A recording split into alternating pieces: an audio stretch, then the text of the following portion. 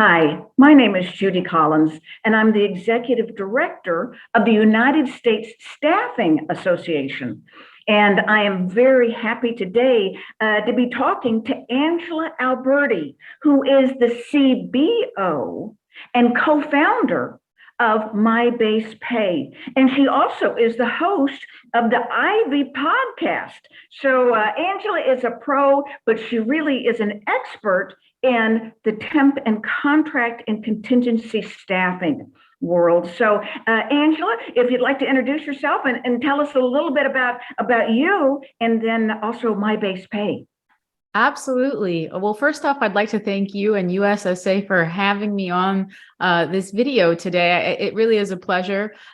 Judy, you and I go way back several years, but as probably anyone that can attest to this industry and speak on behalf of, I didn't plan to grow up and be in staffing. It's kind of an industry that has found me, and I've spent what is most of my career specifically in the compliance and payrolling aspect of contingent workers.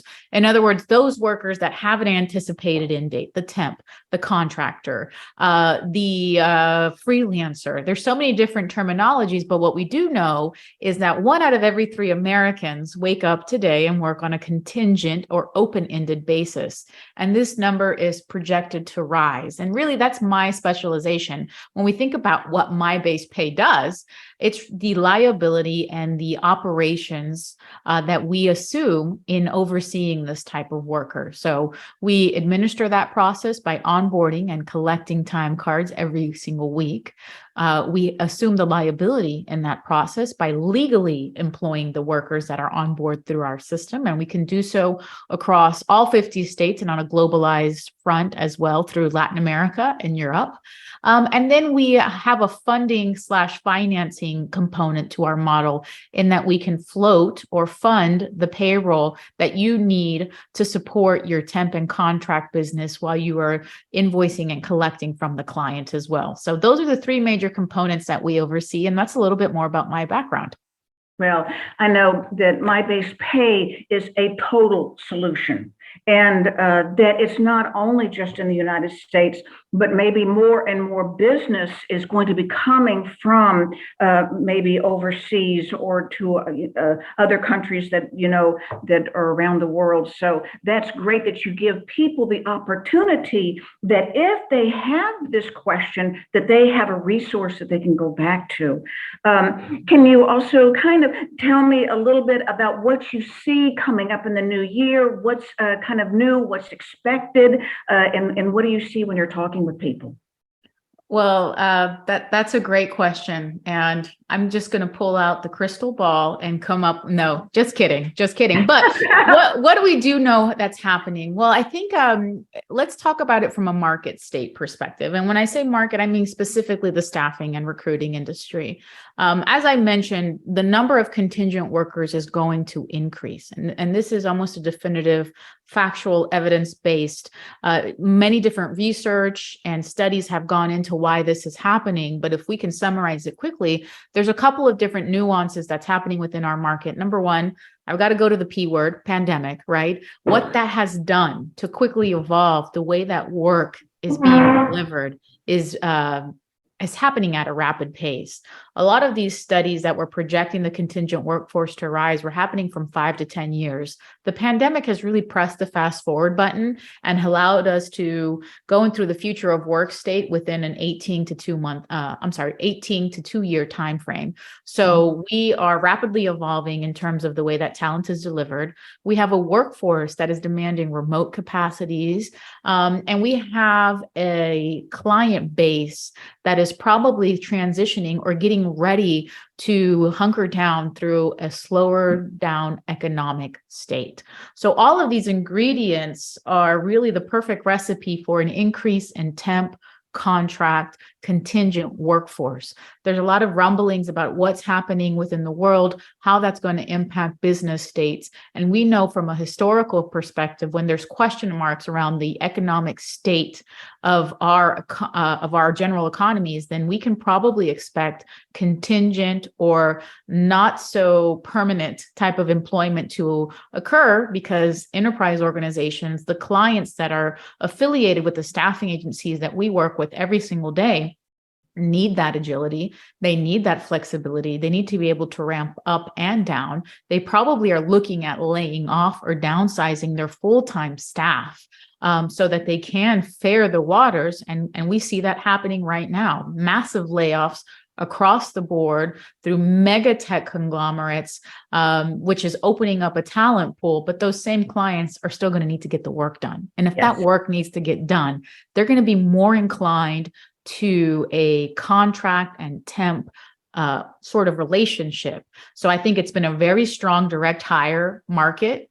We came out of the pandemic. We're probably performing better than what we have now. Unemployment continues to go down, although that could be shifting with the number of layoffs happening. But we have rebounded from the pandemic. We have created a strong direct hire market. But what we can anticipate is that sort of table to turn and really be more inclined to that temp and contract sector.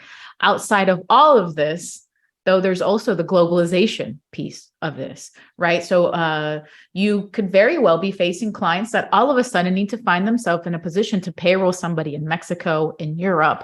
The way that we consider work to be fulfilled is changing very, very rapidly. So staffing agencies are going to need to evolve as quickly as that change is happening. Part of that's through technology, globalization, impacts to the worker and what they're demanding on a remote basis. And all signs and indications are pointing to stronger temp and contract sectors. Right. No, I agree. And when I talk to people, it is maybe if somebody had taken maybe early retirement or got out of the workplace, and then all of a sudden now they need to jump back in, but they really don't want another career per se. What they really want is to work. Yeah. And they need that income. They certainly, I think, like the mental stimulus. So this is a great way to have people be able to come back into the workforce, really, and it's good for everybody. Yeah. So, and you're talking about a strong generational impact, and we can dive into that a little bit. We have the baby boomers that were on the way out, but we also have Gen Zs and millennials that are now the largest segment of the workforce, a vastly different type of generation that's ever worked before. It's almost like gone are the days of the traditional working model where you spend 30 years at a company, you cash out your 401k, you get the golden watch. We have a generation outside of the boomers that likes the flexibility. They like being their own boss. They almost prioritize flexibility and freedom over basic necessities like health insurance. So all of these indications, coupled with the baby boomers that still are looking to find a form of employment, are really lending itself to this prediction that contingent workforce and temporary/contract labor is going to rise. On that. Well, I know we could talk about this all day long. I know that this is a subject that is near and dear to my heart. I really grew up doing this, and I love the temp and contract placement, that whole business model on that. But if anyone has any questions or they really want to kind of maybe look at this in a deeper capacity, how can they get in touch with you? Oh, I am, actively on LinkedIn. You can search for my name, Angela Alberty, and that's ALBERTY. I'm happy to connect and connect via the LinkedIn platform. I'm also open to sharing my email. It's Angela@MyBasePay.com.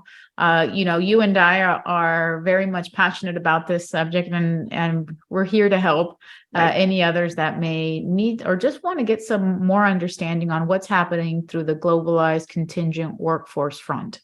Well, we really appreciate your time, and I hope to see you soon. Thank you. Thank you. Thanks for having me.